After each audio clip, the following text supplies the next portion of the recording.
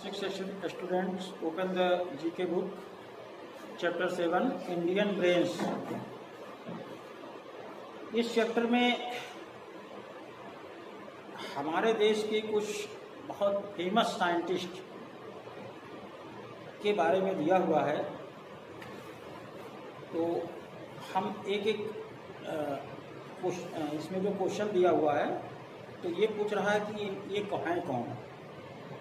तो हम एक एक करके बताते जा रहे हैं, आप लोग केयरफुली इसको रीड करिए। फर्स्ट है, he is known as the father of India's chemical industry. तो ये जिसके बारे में कहा जा रहा है कि फादर्स ऑफ इंडिया हैं, ये हैं पीसी रॉय। आप देखेंगे आई नंबर पे दिया गया है इनका फिगर, पीसी रॉय। इनको केमिकल इंडस्ट्रीज का बहुत ही अच्छा अनुभव था और इन्होंने केमिकल इंडस्ट्रीज के लिए बहुत वर्क किया था, इसीलिए इनको फादर ऑफ इंडिया कहा गया।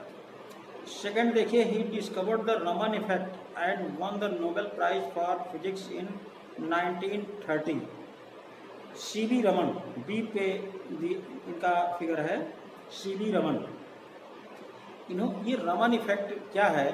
इन्होंने लाइट के बारे में बताया था कि जब सनलाइट किसी सॉलिड या लिक्विड से होकर के पास करता है तो वो किस तरह से कलरफुल हो जाता है, कई रंगों में वो डिस्ट्रीब्यूट हो जाता है। और इनके इस खोज के कारण इनको 1930 में नोबेल पुरस्कार दिया गया था।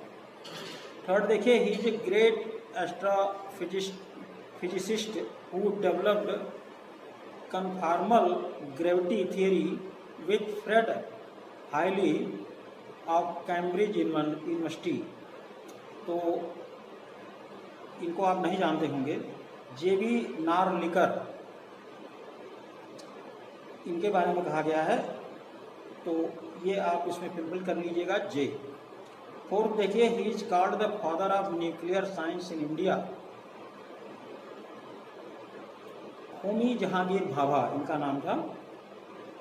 ये इतने बड़े साइंटिस्ट थे जिन्होंने इंडिया में न्यूक्लियर एनर्जी की शुरुआत की थी। और इनके बारे में बताया जाता है कि एक प्लेन क्रैश में इनकी डेथ हो गई थी और बल्कि संदिग्ध इनकी मौत हुई थी। तो अगर ये और कुछ दिन जिंदा होते तो भारत न्यूक्लियर एनर्जी के क्षेत्र में बहुत आगे होता। फिफ्थ देखिए, he was the founder of quantum statics. Fifth, ये एस.एन. बोस हैं, सत्येंद्र नाथ बोस। इन्होंने भी बहुत साइंस के क्षेत्र में बहुत अच्छा योगदान दिया था। सिक्स देखिए, this astrophysicist received the Nobel prize for physics in 1983 in the theory of black hole. तो ये थे एस चंद्रशेखर। इन्होंने ब्लैक होल की खोज की थी। ब्लैक होल में क्या होता है कि जो आपके स्टार हैं वो धीरे धीरे अपनी एनर्जी लॉस करते हैं और एनर्जी लॉस करते करते जब पूरी एनर्जी उनकी ख़त्म हो जाती है तो ब्लैक होल में कन्वर्ट हो जाते हैं, यानी वो स्काई में विजिबल नहीं रह जाते। इसी को ब्लैक होल कहा जाता है और इस खोज के लिए उनको नोबेल प्राइज़ दिया गया था फॉर फिजिक्स। सेवंथ देखिए, he discovered Saha equation which helps astronomers to know the temperature, pressure etc of the interior of any star. इन्होंने एक इक्वेशन दिया था कि जो एस्ट्रोनॉट स्पेस में जाते हैं तो किसी भी स्टार पे वहाँ का टेम्परेचर, प्रेशर क्या है वो इनके इक्वेशन के द्वारा फाइंड किया जा सकता है। तो फाइंड करके जब आप ये जान जाएंगे कि इस स्टार पे इतनी ज़्यादा टेम्परेचर है, इतना प्रेशर है, तो आपको उनको समझने में आसानी होगी। एर्थ देखिए, he set up the Thumba equatorial rocket launching station in Thiruvananthapuram. तो विक्रम साराभाई।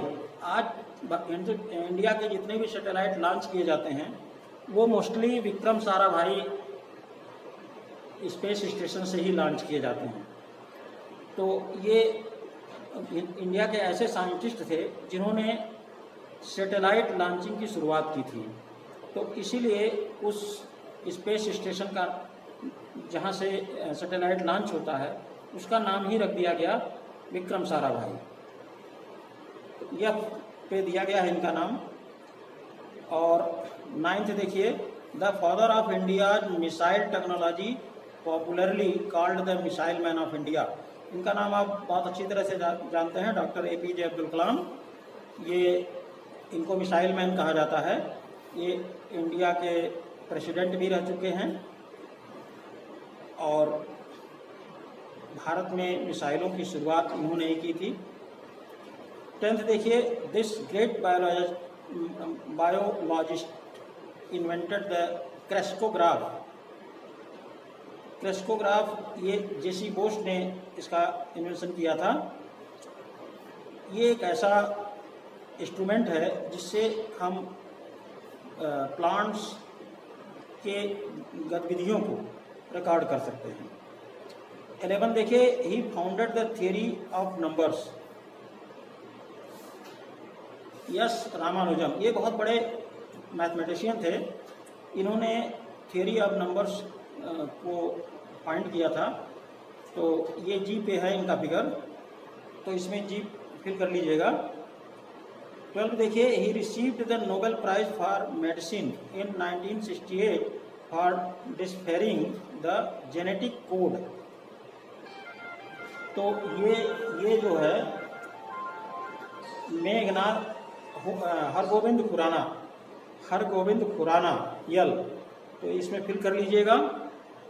और इस चैप्टर को अच्छी तरह से लर्न करिएगा और एक एक क्वेश्चन पढ़िएगा इस पर, और कौन से साइंटिस्ट हैं ये आप लर्न करिएगा। धन्यवाद।